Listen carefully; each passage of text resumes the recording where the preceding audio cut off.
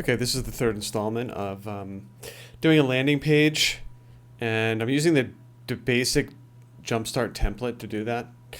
Now, as I found out, I'm not really using much of the Jumpstart template stuff, the gems and things like that, but that doesn't really matter. I think when you're doing a minimal viable product, when you're at this stage of the landing page, or just if you're doing a side project, it's okay, I think, to get messy and to try something. Like I have Jumpstart Pro, but I wanted to see the basic Jumpstart template. I'm going to see how much I used to do like a landing page. I ended up not using very much at all. Um, like, for example,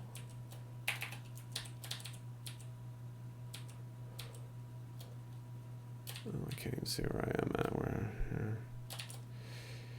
Yeah, like here's like a lot of the gems that are part of the Jumpstart template. And I just didn't end up using much at all because I'm not doing specs. I decided not to do specs. Like, who wants to do specs for a landing page? Administrate, I'm not even using Bootstrap. I actually put in Tailwind. All right, not using Whenever. I'm not using Omniauth. So in a way, it's kind of like, wow, this is stupid, but I don't think it is. I think this is like when you do a landing page, again, you can goof around, try stuff out. Like when you go to a client project, you don't want to goof around. And I don't goof around. I use stuff that I've used before in maybe this kind of context or another context. So anyway, whatever. But, I really just did a simple landing page here. I got this graphic from Creative Market for like 29 bucks. And this is like going to be the logo right now. And, I put in a fave icon. I hate when, always do a fave icon. They're a lot easier now. You can do,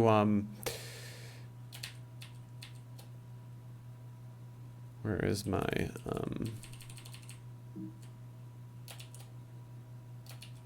the code to do a fave icon? Where did I put it? Head, is it head?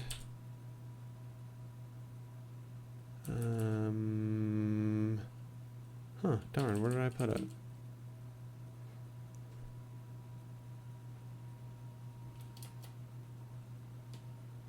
It's an application share. Anyway, so I did do a fave icon. Did I not include it? Anyway, I do have a fave icon.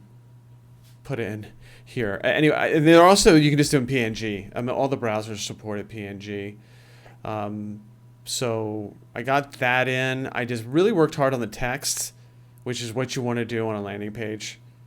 And what I'm going to go over here, mainly in this screencast, is just to go over the this little bit right here. Now I'm just going to do this really simple.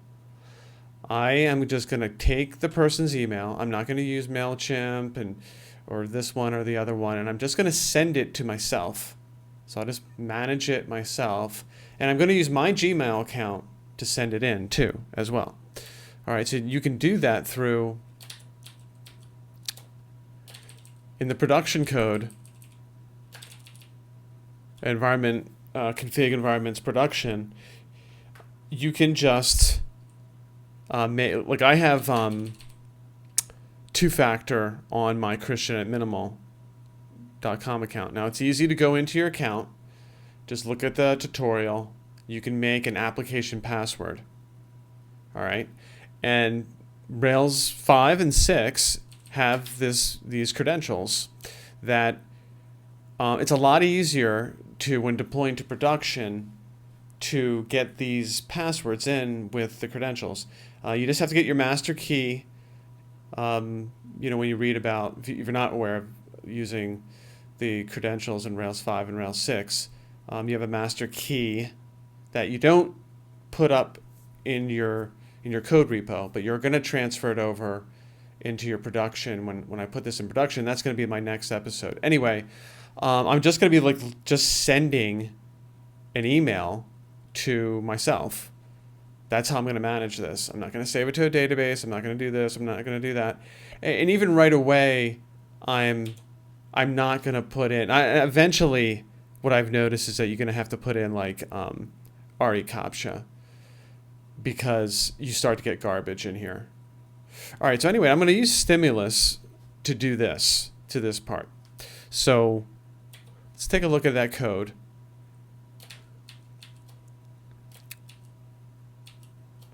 So here is this index page here.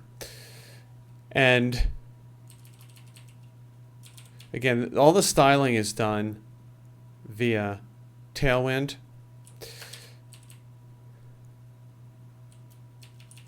So let's take a look at the form field here. All right, now the form here, I'm actually made a model for this to do validation. But I'm not going to persist it. So I made a contact model. This is an apps model, contact RB. And you just include active model, an adder accessor.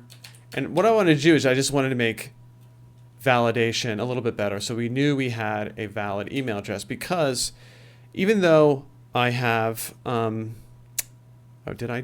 I didn't do this right. Do I need to have type as email?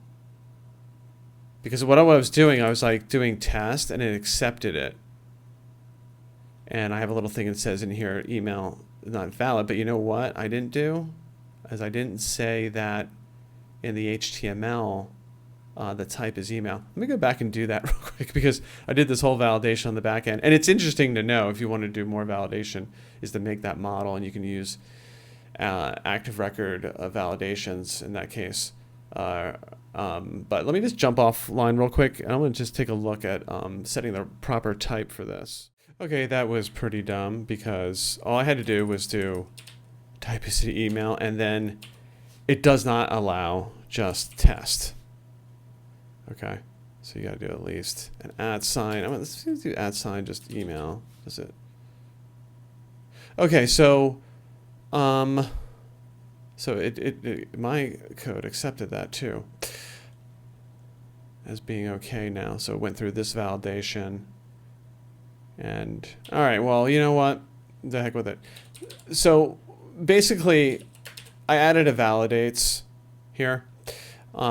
So let me just jump into some of the code here. It doesn't really matter too much. Ruby 2.3 does have a built-in regex on the URI library. So the standard library. So you can use that and use something like this. Though it didn't catch just test that email, what I just put in. Anyway, let's just keep moving. So the code looks like this. For stimulus, I just added a email controller, and I have some standard stuff here, like in the that's in the channels. I'm not going to use that. Let me just get rid of some of the channel stuff there that was put in by was it put in on through the Jumpstart? No, it couldn't have been for the Jumpstart because Jumpstart doesn't have stimulus support. Anyway, I think that's when I use the main stimulus install, or did I use a library, a gem for that? Anyway, it's put some other things for example, let me just go back to, here's the app JavaScript directory, and it added some channels, email controller. Here's what I wanted to show. So just using an index.js there to load some stuff. Of course, the main load files here. I'm going to use this. I'm going to use the UJS Rails too in some of my code. But anyway, so you made an I made an email controller. Then we use data controller email, actions, submit to email controller and to the send method. All right, so we're taking over the form object. First, I'm putting in this model. All right, contact new. So we're going to have kind of an orthodox setup here, where we can make the form. We have the form object here, text field email, because it has an email attribute on it. All right. For the URL, I'm just going to hijack the URL because we're going to submit this. This is sort of like in UJS, you could do data remote. And here we're just going to do stimulus, where stimulus is going to handle sort of an AJAX, not sort of, but the AJAX submitting of this. And, we have to do something here. I have to override this or I'll get an error because I have no contact thing in my routes. All right, the routes are just real simple. This is what they are. I'm not using any of this stuff too because like all this stuff was from Jumpstart. This is the only thing I added here. Okay, not even using devise or anything. So anyway, you'll get an error if you use contact new because it'll try to generate a URL. It's not there. So you got to do a URL like that. All right, so also I want to define a target here.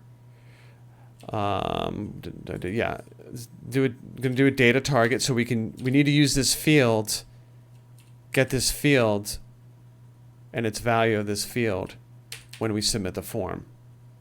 Okay, so you do target email.email means email controller, and like it's going to be,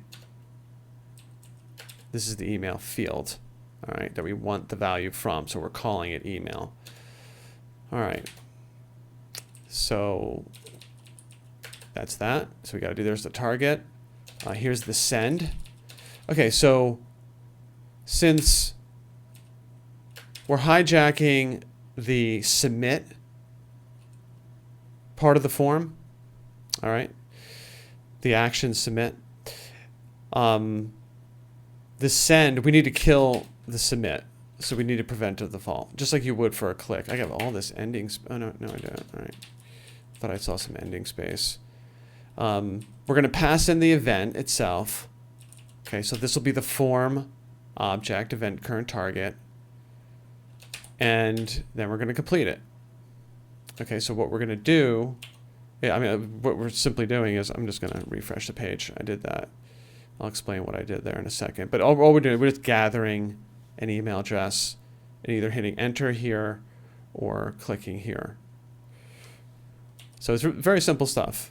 And I'm going to use I don't have jQuery installed, so typically on a bigger project, I still do use jQuery 3.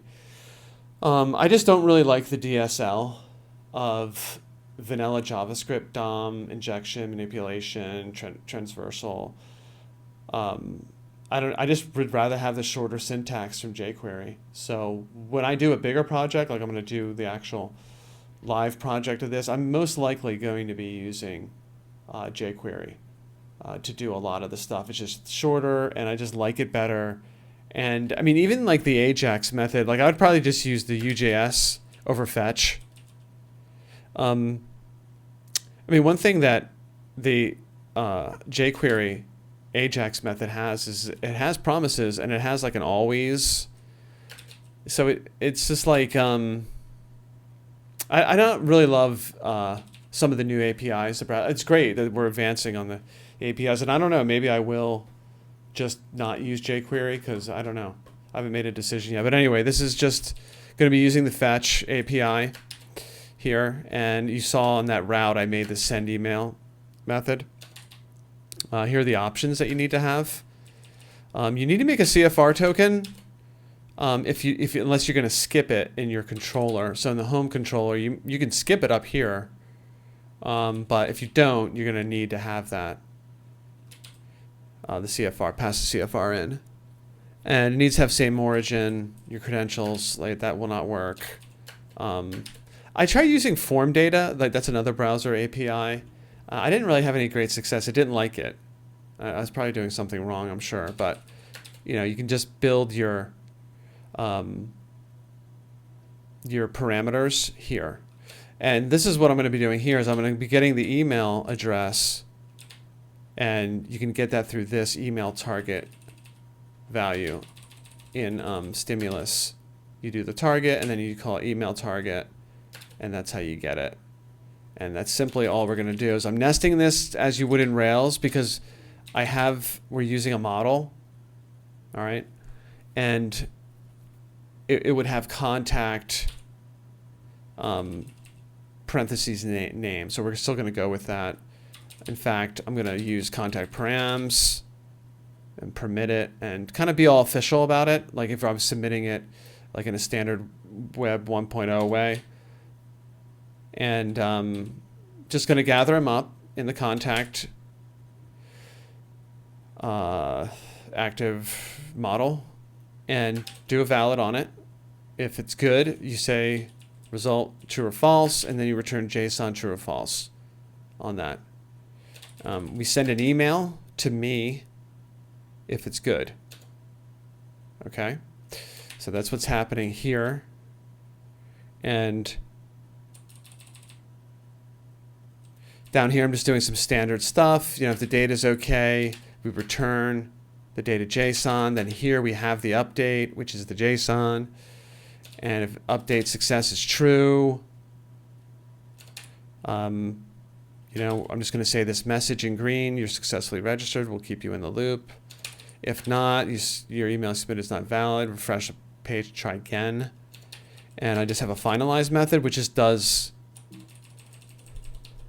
this stuff. It's going to find the button. It's going to create a div, insert the div before the button, and then remove the button. This is so you just can't submit multiple times.